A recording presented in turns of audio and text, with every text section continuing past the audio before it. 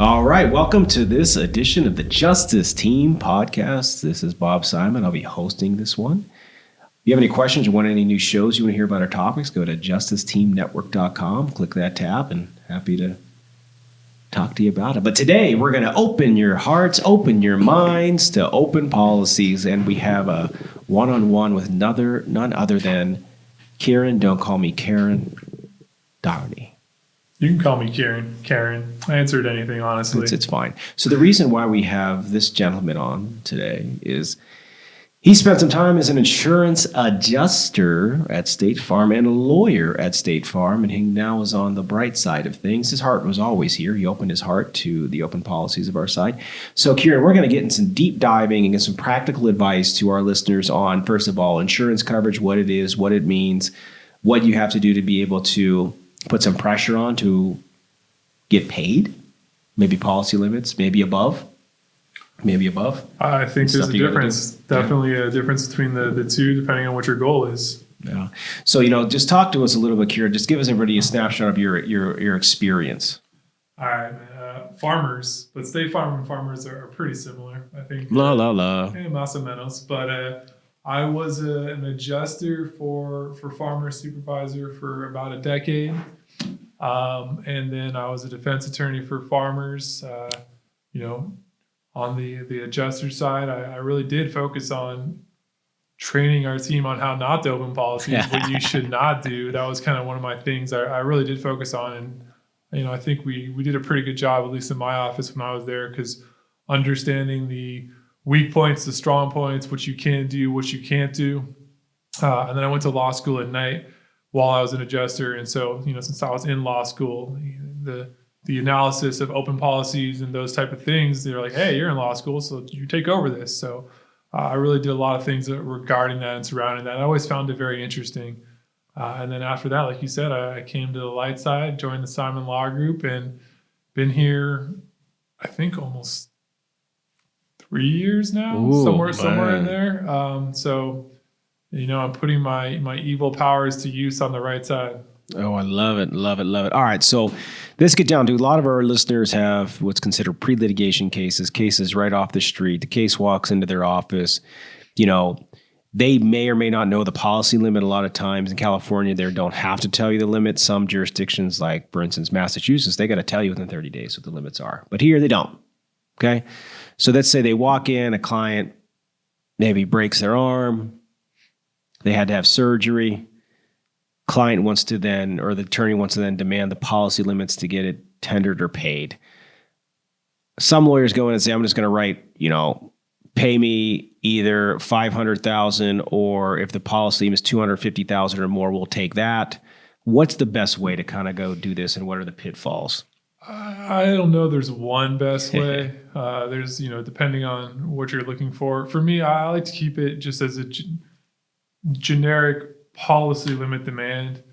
And the reason for that is there's a difference between making a policy limit demand and getting paid the policy, and you want to get paid the policy, versus if you're actually going to pursue a case as an open policy down the line.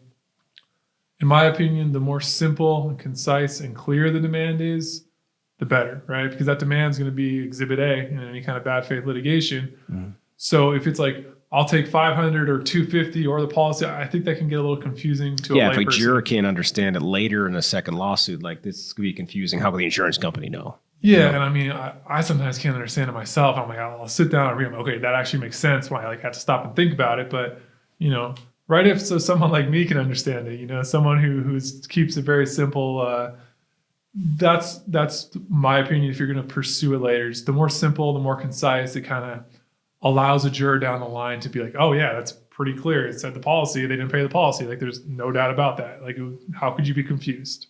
Yeah.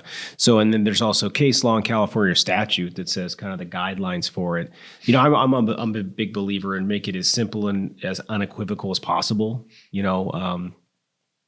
Just in the demand section, you can have as much meat on the bone as everything that's going on in the middle. All the injuries, the liability section, there's companies like Even Up that do that. People do their own demand letters, blah, blah, blah. But that meat, that thing at the end, my demand, short and sweet, right? Yeah, well, and now, like you just said, with CCP 999, you got to have certain. It's not the Wild West anymore. You have to have certain things, and obviously, you have to make sure that it's a time limit demand. Or you reference CCP 999, and I don't see any reason not to reference it to make it as clear as possible. This is a time limit demand pursuant to CCP 999.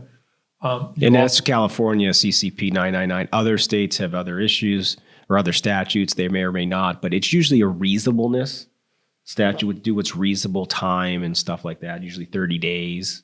Yeah, and this stuff does get very, like you said, very state specific. So when I'm talking for California, just because as you'll see as we go through this, the California specific stuff it's pretty in depth, right? It gets real specific, and each state is a little different. Make sure and if you know these things like the back of your hand for the state you're in, it makes a huge difference, because as the carrier, as an adjuster, if I get a demanding, especially now in California with CCP 999, if I get a demanding and I realize it doesn't comply with CCP 999, it's a free ticket for me. I'm not worried about it. Yep. I don't care. I can't open the policy anymore in pre-litigation if this demand doesn't comply. So it's really important to understand and know what is required in your state, in your jurisdiction, and know it like the back of your hand. Because the adjusters, not all of them do, don't get me wrong. But if there's a higher up reviewing it, they're going to know that, and they'll realize that if you don't meet these conditions, it's free ticket. You can't open the policy, so I can do whatever I want. Yeah, and I always just say, demand the policy limit. Like sometimes if you're wrong on the amount, that's an egg on your face. In both ways too, right? Yeah. So for example, if the policy is 50,000 and I thought it was 250 in California and I demanded 250,000, the insurance company, what they do is they reach out to their insured and say, "Hey, this demands 250,000. Do you want to offer 200,000 to settle the case?" And the insurance is like, "No," right? And then it's an excess that they can't accept that demand, right? So you can't open the policy like that. What they should do is tell you, like, "Hey, it's only $50,000, right?" But they don't. And you can't open a policy because they had no chance to accept it. Yeah, you have to make it at or within the policy limit. A lot of people forget that. You can make a demand under the policy limit. It'll still open it. So if you're in litigation and you want to do an offer to compromise, you could do it lower than the policy limit. There's also something that's just educate our listeners on what is a combined single limit. How does property damage factor into that? A lot of people think, hey, I saw $1 million policy, I'm going to demand $1 million. How does that not open the policy sometimes?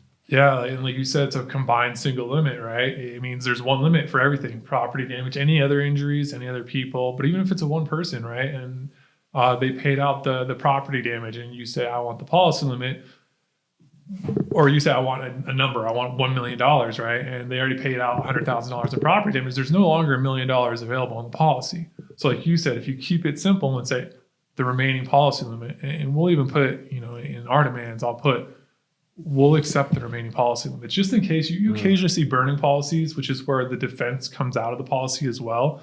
And I want to make it very clear, if it's a burning policy or if it's a combined single limit, we'll accept what's remaining. We're being very reasonable. And that's, again, make it simple, reasonable, something for the jury to understand if there's a second lawsuit. Because you could say I demand $1 million, but there was only $953,000 available because they paid out a property damage claim. But how does this happen whenever there are multiple injured people? Okay, so let me give you a hypothetical here. All right, there's a $100,000 per person, $300,000 per accident coverage for the responsible party. There are 5 injured folks.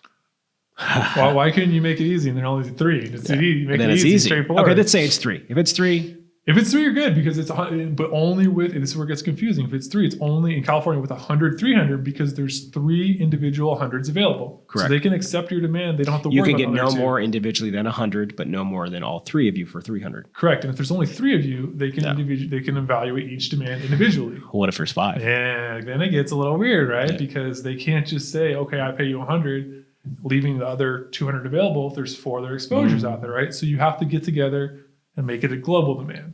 So what happens in practicality is you have to either, if you represent everybody, it's easy. You can say, hey, we're making a joint policy limit demand. Don't worry about how it's split up. Just pay it. Thank you, right? But what if you represent 4 and there's one that nobody can find? And it's well within the statute limitations. I mean, it kind of gives the carrier free out, right? I mean, find them, work with them, get together and make the demand. Say, we will globally accept it. Listen, at some point though, sometimes it comes where you really can't find them. And at that point, if you want to open the policy, you kind of just got to sit on it till the statute runs. And then it's like, well, they didn't protect the statute. Now here's the demand. We'll accept the policy for the 4 of us remaining. So. Yeah, and you have to wait for that statute to toll, make sure that it didn't come through, that kind of stuff. Or then, again, in practice, you find the lawyer that may be representing the other parties. You have to then write a joint letter to demand the policy limit with those magic words, right? And then you just have to, so what we do sometimes is agree to arbitrate or mediate or even arbitrate the split up amongst that policy limit. And just hope you represent them all. That makes it a lot easier. It definitely makes it easier. But things get complex like that, and that's why we're always saying, no matter what, the more simple you can keep everything, the easier it is to actually pursue a policy that's open down the line. Right. So talk to us about in California, kind of the parameters of statute by Section 999 and the guidelines that we have to make sure that we comply with all the listeners here in California. Yeah, and honestly, I kind of like it. Obviously, we'll see how it shakes out, right? I'm sure there's going to be a lot of litigation around this. The carriers are going to try to fight everything they can, but it kind of gives a guideline of what you have to do, right? Now, these are things you have to do. And for the standard case, right, that it's maybe not clearly, it's not a $10 million case on a $100,000 policy. It's more, listen, this case is worth more than the policy, but it's not a $10 million case, so the carrier might not pay it.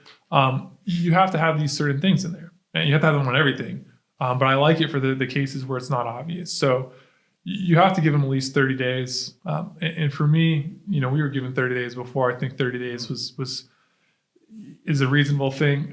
It doesn't hurt to give 35 days though, right? It's one of those things. It's just little things you can do to make it show like how reasonable you were being, right? So give 35 days. So there's no, it's 30 days if it's by email or 33 days if by mail, but give 35 days no matter what. It just makes it show you're being reasonable. Yeah, you put in this, we like to put in those letters, if you need anything else, please contact us. We'll be willing to help you out. If you need an extension, let us know. And you have to have a clear and unequivocal offer to settle all claims within the policy limits, including the satisfaction of all liens. And we have an example. We kind of have an example that we wrote just a kind of sample if you want to send a CCP 999 demand. So feel free, reach out. We have that if you need it. You need to offer a complete release for all present and future liability. You have to include the date and the location of the loss. The claim number, if known, but you probably should know the claim number. A description of all known injuries sustained by the claimant. Okay, so that gets into, well, what is a description, right? That's, I think, is going to have some litigation around it, but I don't think it hurts to be more descriptive there, right? And what I like to do is break it down and write it. For me, I like to take the medical records and summarize them in a paragraph in plain English, right? That a juror could understand exactly what I'm saying, right? Instead of like copying what the doctor says, I take the information, synthesize it, and write a few paragraphs that if a juror read it, it'd be like, that's pretty clear. I know what their injuries are. Why didn't you pay this? Because they don't understand the medicine. If you just copy and paste the doctor's records, they're, jurors and be like, okay, that's medical terms. I have no idea what this says. And just take that and put it in a language a juror can understand. And then you have to have reasonable proof. But I don't think that necessarily, it's medical bills, records. I don't think that has changed, right? Because before it had to be a reasonable demand, right? So it's a reasonable demand, you have to include reasonable information. So that one hasn't really changed at all. You also have to send it to the email address or physical address designated for the receipt of time limit demands if it's been provided to the Department of Insurance. I have not been able to find any carriers. I haven't looked in, the last week or two, but I have not been able to find any carriers that are specifically designated that yet. So you want to send it to the insurance representative assigned to the claim. And I think kind of as a best practice, you probably want to just confirm a week before sending the demand. Reach out to that adjuster, be like, hey, just confirming you're still handling the case, right? Because then when you send the demand, it's not like, well, that adjuster's no longer with us, or the case was transferred. You have the information a week before, they confirm they're still handling the case, you send it directly to them. Yeah, so then let's talk about now, okay, we We talk about a lot of the pre-litigation stuff. And again, reach out, go to justicesteamnetwork.com. We can answer any questions, provide examples. But let's now talk about you're in litigation, right? You think the policy's open. So, we're a lot of cases we see is there's, say, a $50,000, $100,000, even $250,000 policy, and the client had a good workup for a spine injury. We do a lot of spine injury cases. There was a recommendation for spine surgery, right? And the carrier just said, I'm going to call your bluff. I don't think you'll get it. They get it, right? We're like, definitely worth more, okay? So now we're in litigation. So what do? The policy's likely open. You get into litigation. Do you just never make another demand and wait for trial? What happens? So I'll kind of step back a little bit, right? Is you're talking about, the demand, the recommendations out there, right? And you made the demand and the carrier hasn't paid it. Case by case basis, right? But once that determination is made that they're not going to pay it, you've already sent it, you can sneak in multiple more demands sometimes and say, pay us the policy. And you reasonable. You make the demand again and you say, hey, I think there might have been a mistake. This is clearly worth the policy limits. I'll give you 15 more days. I'll give, with CCP, it has to be, but if this is in litigation now, we're talking in litigation, pay us the policy. Get a 998 out there. A lot of the times I would say like 7, 8 times out of 10, if they haven't paid it and they've made that decision, they're going to stick with it. They're going to stick, right? We have cases, where they'll reject a policy limit demand 9, 10 times, and then it comes to us, and they're like, oh, we want to pay now. It's like, well, what changed? So that's that makes it easier for the bad faith case. But a lot of things lawyers miss this is that you should make a demand over that policy. 100%. You have to send, and what happens on the back end? Kieran, you've been there. What happens in the defense side when that over policy happens? It's everyone. It's a round table with everyone. You get that, especially, it's in litigation, and then you outline it nice and clear why it's open, and the policy, the demand is now the demand of the case, not the policy anymore. It's what's the case is worth, and that's now going to everyone. It's the executives are getting on board. They might not have seen the case before, and then they're like, uh-oh, and now they need to make the decision. Okay, this is a case that we're going to pay over policy to get this done with now because we have no defense.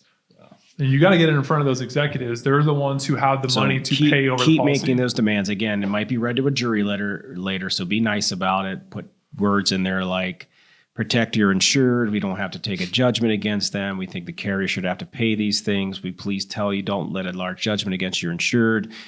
We encourage you to share these letters with your insured and let them know that they have right to their own counsel, right? What's a good trick for you if you know the carrier's not putting those letters in front of the client, the actual insured, who could hire a lawyer to tell them, hey, please protect me? What are some tricks you've learned to be able to make sure it gets in front of them? So a couple ones in the I think you touched on like being nice. That's the most important thing, right? We want to make and it is like just, you want to make yourself look out to be like the nicest person in the world, and professional and not attacking anyone, because even if you're right, like no jury later on, like, yeah, this guy was an asshole, but to get that in front of the people in the demand up front, I say, as I'm sure you've been sharing this with your insured the whole time, please forward a copy to this to them, let them know, as you already told them, they're allowed to get their own counsel to protect them. Mm-hmm. If they don't know where to get counsel, they can contact the California State Bar and they'll help them. I kind of put that in front because I've seen on the adjuster side where people don't know where to get counsel. Like, well, where do I get an attorney? And listen, as an adjuster, you're not supposed to, that's between, but realistically, you can direct them to the California State Bar as an adjuster. Most adjusters mm-hmm. won't do it, but once someone knows where they can get an attorney, they're more likely to. But then also we'll send RFAs, right? Request for admissions, yep. And say, you have to put some in there that they can answer. You can't just have objections. So, admit you were driving the 2017 Honda Accord. Admit right? Your car color is red. Yeah. The little ones that they have to answer, they have to put in front, so there'll be verifications. And then, admit that that a policy limit demand was made on X date.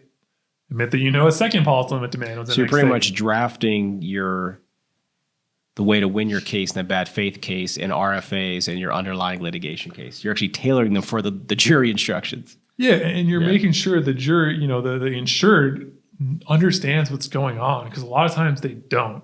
And you want them, to have their own counsel so they're protected, right? You want them to be protected. You don't want to But also, if they have their own counsel pressuring the carrier, you're more likely to get a case resolved above the policy for the actual value of the case. Okay. All right. So then you're making demands in litigation. So, I mean, how often are you actually seeing these carriers pay you over policy without getting a verdict? They want you to think never, right? If you ask this to a carrier, they would say that never happens, right? We see it quite frequently. And so when people ask me, yeah, we see it all the time, right? But when they ask me, like, how, like, what case does that? I'm like, honestly, the case that the counsel was super polite, super professional, and gave them multiple chances, right? In the most professional, like, clean way, when it's just like, there's a case, where you got like 6 times, like, hey, I think you might have made a mistake. Or like, then they're asking, like, hey, I need this. I need your client's depo. Like, you didn't take the depo in the 8 months that this has been in litigation. Yeah. But hey, no big deal. I'll extend it for, for 2 more weeks. Just get my client's depo in that time. They get the client's depo. I need a DME. You're just giving them everything they need. And when they give them everything they need and they don't do it, what are they going to say? It's just that's when, all of a sudden the defense firm comes in. It's like, how do we make this right? Like, right away. Like, how do we And fix usually, this? once that happens, they bring in a new defense firm that's not in-house for the carrier to kind of try to set it right. And they ask for confidentiality, which is fine. And these things, once you get there to protect your client, okay. But, just remember, when you have an open policy case, you better be ready to try the case and go to war. That's the way I look at it. If you want to be like, all right, you want to take an open policy case, then you got to make sure you have a pristine client that's going to do well in front of a jury, because they have to, the defense lawyer has to pretty much go for the home run, keep it under policy or defense verdict at trial. They have to. They can't ask for more, else it's kind of saying, hey. And I mean, no matter how clean the open policy is, it really just depends on the ebb and the tide flows with each carrier. And sometimes they're going to be like, we're really strong. We're taking every open policy. Doesn't matter. We're taking every single one to trial. And sometimes, like, we'll settle them. And you don't know. It just ebbs and flows, right? So you have to be prepared. Every open policy case, you have to look at it as it's going to trial. Yeah, and talk to your networks. I mean, some carriers are more apt to pay before making you get the verdict, and some ones just won't pay no matter what, which could be a very promising invitation to you to try your good cases. And people always ask us, well, gee, how come you guys are trying so many cases? It's like, well, a lot of these are either open policy cases or cases that they refuse to be reasonable on. It's not like, how many verdicts have we had? Not many, which is less than our demand. Yeah, and I mean, listen, it's always better if for the client to settle, but if they're not going to pay you a reasonable value, if they're going to say the policy is the policy, and I will say the policy is the policy. We're not paying over the policy changes after a verdict is there. Yeah, you will hear the policy is the policy. We're not paying over the policy. Yeah, so let's talk about post-verdict. Okay, you go to trial, you have this open policy case, you get a verdict over policy. That is very much likely, in my opinion, to be paid than not paid because of the pressure on the back end. So the insurance company has 2 paths. One, they write a blue sky letter. Kieran, what's that? The indemnity, hold harmless, whatever it pretty much says, we will pay any verdict against you. We messed up. We'll take care of it. So we're going to go to trial, but your policy, don't worry, the policy doesn't matter anymore. We're going to pay any verdict. Yeah, and a lot of times when you go bad faith cases, I've seen some of these letters, they write their insurer this blue sky letter. It says, we'll take care of anything. So now they know that they're going to take the chances to get hit at trial, right? Okay, so let's say you hit that verdict over policy. What's the next best practices you should do as a lawyer right after that verdict comes to try to get your client paid? I mean, send another demand. Yep. Right away. Hey, the interest, especially if you got a nice 998 out there, you're saying, you're putting the pressure on and say, listen, here's the verdict, pay us now. Yeah, and if you go to justicesteamnetwork.com, we'll be able to send you some of those examples. Just ask, and it's as simple as, here's the verdict, here's how much prejudgment interest, here's our cost, this is the total amount owed by your insured, especially if they're insured as a company. Hey, we're going to take a judgment against your insured. They don't want a judgment against the company, like they're insured as a company, because that has real teeth to it. Please pay by this date. We'll go no further. And by the way, if your client hasn't had a consultation, here's 3 fantastic bad faith lawyers, which you can include me on that and Kieran on that list, listeners, to the letter after your verdict. No problem. But it works. Yeah. Oh, yeah. And it's one of the, you mentioned, if they had the personal attorney advising them already, once they have the verdict, like if there's already been an attorney in the background the whole time, because that attorney is setting this up in the background too, right? For them. They're saying pay. And now there's a verdict. They said you should have paid. And they didn't. That makes it a lot easier. And that's why it's so important to, in your letters, say like politely, please provide a copy to your insured and make sure they know they're allowed to obtain their own counsel, which the carrier should be doing themselves. And they'll send a letter and it'll say it. But the conversation, depending on the adjuster that they have, oh yeah, we just have to send that. Don't worry about it. Right. But they keep seeing it from you and them. It's like, well, why does everyone keep saying this? Maybe I should talk to an attorney. Exactly. So, I mean, that's, and unfortunately, a lot of carriers take advantage of lower socioeconomic people. A lot of Hispanics that don't speak English, they really take advantage of them. So, don't feel like you have to write just a letter in English. If you have a Hispanic defendant on the other side, write that letter in Spanish and ask it to be sent to them. Do everything you can to apply pressure to that insurance company. Because a lot of these people just don't know their rights against their own insurance company they think is there to serve and protect. Yep. And the carrier, when they're getting pressured from multiple angles, that puts a lot of pressure, right? Because now in those roundtables I'm talking about, it's not just the plaintiff carrier, they're not just the plaintiff pressuring them. They also have the insured's personal counsel pressuring them, and it has to be taken into account. And it makes a big difference. And I've seen some, wobblers on whether or not the policy's open. They take it the distance, they go get the verdict, and then I see these very large payments go out. For ones, what's the number one thing that insurance companies fear over anything? What's the number one thing that makes them pay, Kieran? Don't say ice cream. I mean, a judgment against their insurer is one of them, for sure. But what is it? What's the one thing that they don't want breathing down their back? Pressure. There you go. They don't want anyone on them. They don't want the possibility of their insurer being like, listen, we're going to sue you. I'm taking this bad faith myself. Yeah. Especially you see this sometimes with companies where they actually have assets and they're like, F that, we'll pay the judgment. We're going to go and we're going to get punitives on this. You'll occasionally see that. And that's when they're just like real quick, like, all right, well, let's get this done, because the companies to say, we'll pay this judgment, but we're coming after you and we're going to trial on the bad faith and we're getting the punitives. So yeah, make those demands. I've been, learn those lessons over the years after the verdict. Make it, you'd be surprised. I had one big one over policy against a very well-known carrier, and I made that demand, and within a week that full amount for many, many millions was on our desk. On the desk. With no letter, no nothing, just like, here you go. And it'll happen even like in trial, they're like, oh, let's mediate. And it's just a ridiculous offer, right? It's just ridiculous. And the policy's not open, so that's why this offer is ridiculous, but we just want to get it done. And then all of a sudden, when there's a verdict, Mr. Simon, here you go. So, but here's, one last practice point here is you can have them sign what's called a white waiver. So a lot of times carriers don't want to go to mediation on an open policy case because they're afraid if you go there, they'll admit, and they make offers over policy, it'll be an admission that the policy's open. So you can do what's called a white waiver, which not only has a confidentiality mediation, but you cannot use that in the bad faith case to say that they did it. So they can go to mediation and actually make offers over policy. So what, again, being that reasonableness standard, put it in your letter and say, we're willing to offer you a white waiver to go to mediation, so this can't be held against you in the bad faith case. We're willing to sign XYZ to protect your insurer's interest so you can talk extra contractual money. And also with the mediation, right, is that if the policy is open, like I'm not going to mediation unless the carrier is confirming to me that they are coming to the mediation over policy. I'm not going to go to the mediation for them to mediate whether the policy is open. That's it. That's pointless. And there's a lot of good mediators out there you can pick who understand insurance, bad faith coverage. Reach out to us and we can tell you. It makes a big difference. Big difference who the mediator is on these open policy cases. That's a huge difference, because the carrier will trust some mediators. If they say the policy is open, the carrier's like, all right, they maybe didn't think it was, and they'll change their mind. So. All right, ladies and gentlemen, that was 30 minutes of absolute fire for open policies, and you should have picked up some absolute practical tips to make sure you have ironclad demand letters to open those policies, how to actually get paid if they don't pay that policy limit, and how to take that golden opportunity for that verdict that you've been searching for. Be nice and be reasonable. Be nice and be reasonable. Be kind and be good. Ladies and gentlemen, go to justicesteamnetwork.com if you have any questions. This is the Justice Team Podcast, and today we're with Kieran. You can call me Kieran. But don't call me lately. All right, everybody. Thank you for listening.